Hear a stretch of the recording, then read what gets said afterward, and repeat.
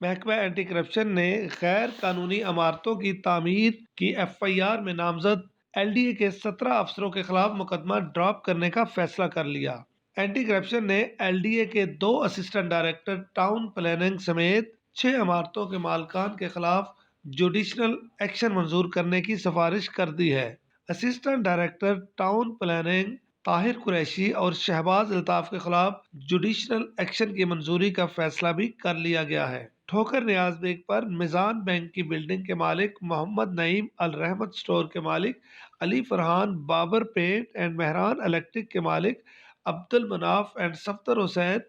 فضل الدین pharma, Abdullah traders کے مالک Bashir Ahmed, Sikkim medical and dental centre کی مالکہ Shakeela Irshad, F L estate کے مالک میاں ارشد شریف کے خلاف بھی جوڈیشنل ایکشن کی منظوری کا فیصلہ۔ اینٹی کرپشن نے chief town planners L D A Nadeem Akhtar Zaidi, director L D A Ali Nusrat, director Ayesha Mutahir, Salman Mahfooz, deputy director Ahmed Saeed, assistant director Tahir Ali,